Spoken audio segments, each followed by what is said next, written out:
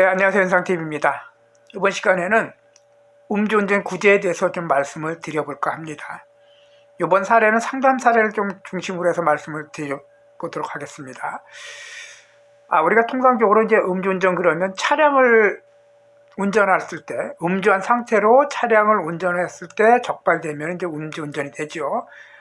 지난번에 윤창호법에 의해서 0.03부터 0.08 이하까지는 그 수치에 따라서 운전면허 100일 정지가 처분을 받게 되고요. 0.08 이상이 되면은 운전면허 취소의 어떤 처분을 받게 되는 것이 지금 현재 음주운전의 어떤 처벌 규정입니다.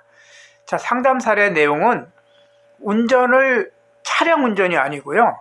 전동 킥보드를 타고 가다가 음주운전 단속에 걸려서 음주운전 취소 처분을 받게 될 예정인 분에 대한 상담 사례입니다. 이분은 조금 황당하게 생각을 하더라고요. 우리가 통상 음주운전 그러면은 내가 술을 먹고 때를 잡았을 때 그것이 음주운전 아니냐라고 말씀을 하고 계시는데요. 자, 우리가 운전대를 잡는 건 기본이고요. 전동 킥보드, 전동 자전거 또는 선박을 운전한다든지 이런 모든 것이 다 음주운전에 들어갑니다. 그래서 이 음주운전에 대한 범위가 상당히 넓어요. 그래서 특히 최근에 이런 전동 킥보드를 음주를 한 상태에서 특히 젊은 청소년이 아니라 젊은 분들이나 또 나이가 드신 분들도 전동 킥보드를 어떤 스포츠 개념이거나 여가 문화 측면에서 많이 이제 단거리 이동수단으로 사용하고 있죠. 그러다 보니까 이 전동 킥보드를 타고 가다가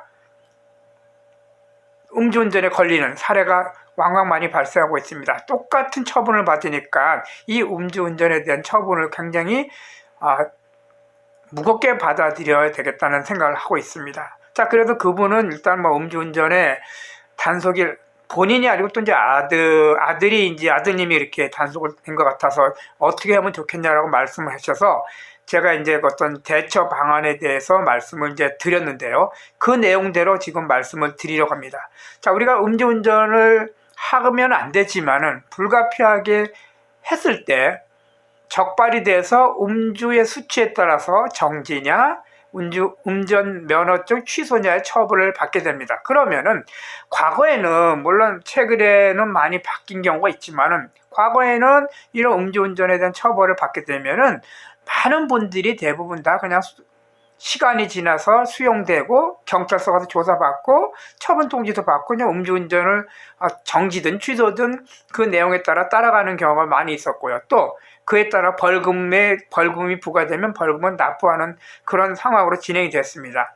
그런데 우리가 이제 음주운전을 앞에서도 말씀드렸지만 하지 말아야 되지만은 경우에 따라서는 굉장히 불합리하거나 억울한 사례가 많이 있을 수 있습니다. 또 음주운전을 단속하는 그런 경찰분들이 물론 합법적으로 적합적으로 그 다음에 음주운전을 다 하시지만은 단속을 하시지만은 경우에 따라서는 굉장히 불합리하게 하는 경우도 있습니다. 그래서 그런 것들의 불합리성을 밝혀내고 또 그 처분이 과하다는 거에 대해서 좀 경감을 받거나 또는 내가 그러한 상황에 처한 것을 강력하게 이의 제기할 수 있는 기회가 바로 음주운전의 처분에 대한 구제 방법입니다. 자, 우리가 음주운전을 하면은 두 가지 방법에 의해서 진행이 되지요. 통상적으로 음주운전이 적발이 되면은 일정한 시간을 두고 경찰서에 조사를 받게 됩니다.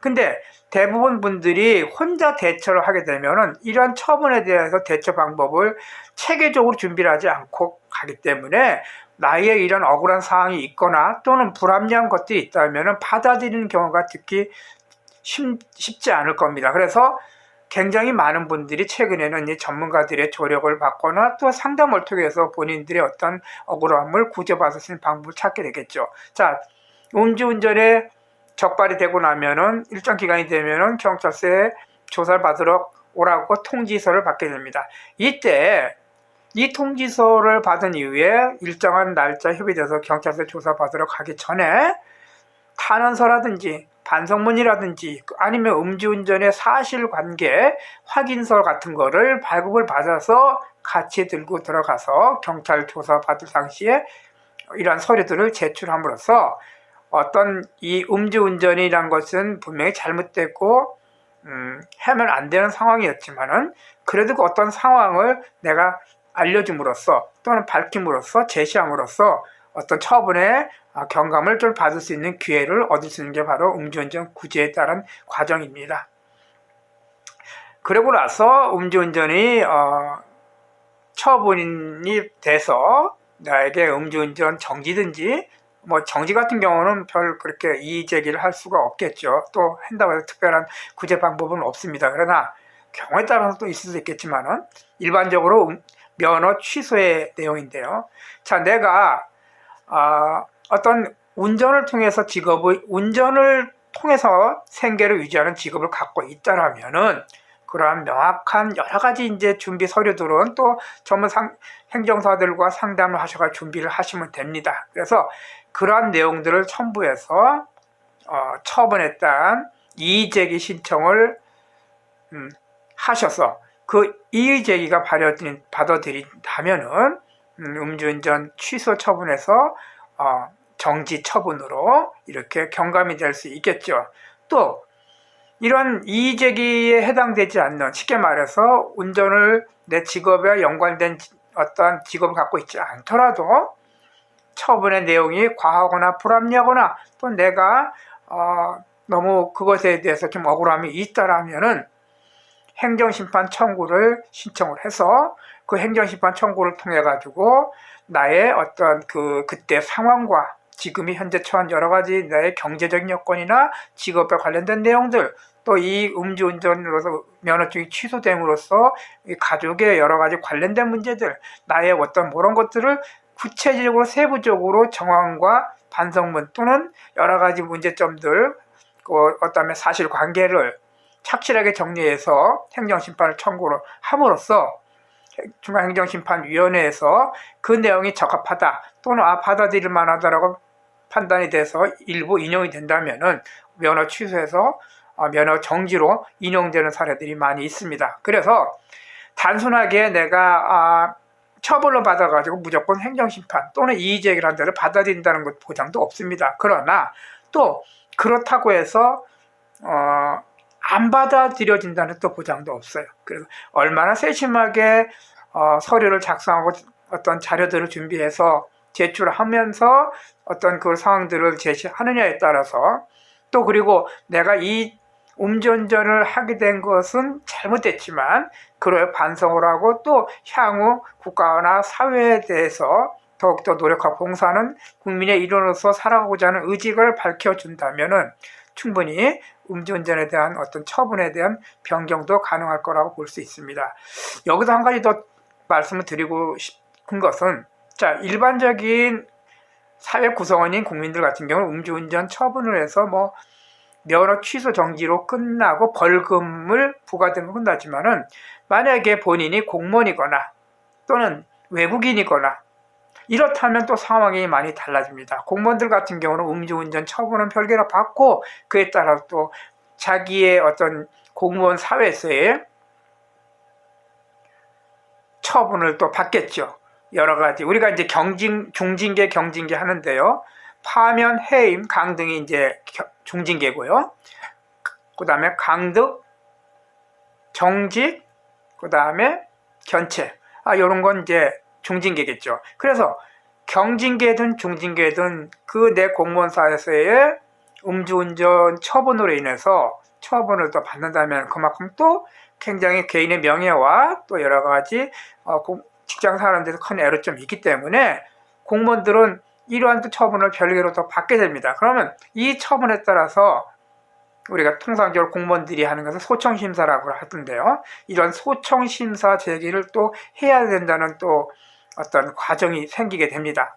외국인들 같은 경우는 음주운전으로 통해 가지고 벌금과 음주 처벌을 받는 건 별개로 사법심사를 출입국에서부터 사법심사를 받게 되고 이 사법심사에 따라서 벌금이 500만 원 이상 된다 하면은 강제 퇴거의 또 그런 결정 처분을 받을 수 있게 될 수 있습니다. 자, 이렇다면은 내가 이 한국 사회에서 생활하고 살기 위해서 가족들까지 데리고 와서 만약에 여기서 제 자산을 이루고 직장을 갖고 생활하시는 분들이라면은 굉장히 큰 타격을 받게 되겠죠. 그래서 이러한 사법심사의 처분에 따른 또 행정심판 청구를 또 해야 되는 경우도 있습니다. 따라서 이런 경찰 처분 조사에서 경찰서 검찰로 넘어갈 때 기소유예 처분을 받는다 하면은 그러한 어떤 처분도 감면이 되고, 또 공무원들 같은 경우는 소청심사를 들어갈 때도 징계 자체도 감면될 수 있고, 외국인들 같은 경우는 출입국 심사 가서 사법심사를 받을 때도 이러한 처분이 감면될 수 있기 때문에 초기에 음주운전 처분을 받고 조사 들어갈 단계부터 아주 구체적으로 정밀하게 사전 준비를 해야지만이 그만의 불이익을 당하지 않을 거라는 것을 확신하고 있습니다. 그래서 많은 분들이 특히 이제 연말 연초, 요즘에는 법이 음주운전에 법이 강화되더라도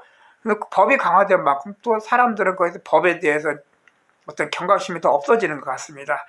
음주운전 하지 않아야 되겠지만, 또 코로나로 인해서 최근에는 어떤 회식 문화가 많이 없어졌지만은 그래도 또 이러한 음주운전을 순간의 실수로 인해서 음주운전을 하게 되고 처분을 받는 사례들이 줄지 않다는 것이 참 안타까운 현실입니다. 자, 처분을 받았다고 해서 낙심할 것이 아니라 내가 그 처분을 받은 것에 대해서 빨리 대처하는 거 굉장히 중요합니다. 또 직업이 내가 공무원이거나 외국인이거나 또는 특수직에 근무함으로써 그 음주운전으로 인해서 처분받은 것으로 인해서 직업을 영위하는데 또 생계를 영위하는데 큰 문제점이 있다면 더더욱더 준비를 철저히 해야 될 것으로 봅니다. 준비적인 사례들, 기타 준비 사례, 서류 같은 경우는 전문가들을 찾아가서 상담하고 이런 상황들을 구체적으로 면담을 하고 상담을 하셔야 됩니다. 단순하게 여기에서 제가 방송상에서 뭐가 필요하다고 말씀드릴 수도 없고, 간단하게 여기서는 이러한 단계를 거치셔야 되고 정황을 거치셔야 된다는 말씀을 드리는 겁니다. 앞에서도 말씀드린 상담 사례에서 말씀드린 것처럼 최근에는 젊은 사람들이 킥보드를 많이 타고 있는데요. 맥주 한두 잔, 소주 한두 잔 먹고 그냥 킥보드를 타고 가다가 단속되는 사례가 많이 있습니다. 처음에는 그냥 단순하게 기본 장비들을 챙겨야 되는데 헬멧이라든지 이런 걸 안 챙기고 타고 가다가 경찰관에 단속되는데 음주운전으로 구속되는 처분되고 단속되는 경우가 많다는 것을 알 수가 있습니다. 자, 음주운전 구제 충분히 준비하시고, 가장 중요한 거는요, 하지 말아야겠지만은 불가피하게 적발해졌다면 그 순간부터 바로 음주운전 구제 전문 행정사들을 찾아가서 상담하시고 구체적인 준비를 하시는 것이 가장 중요하다고 볼 수 있겠습니다. 네, 감사합니다.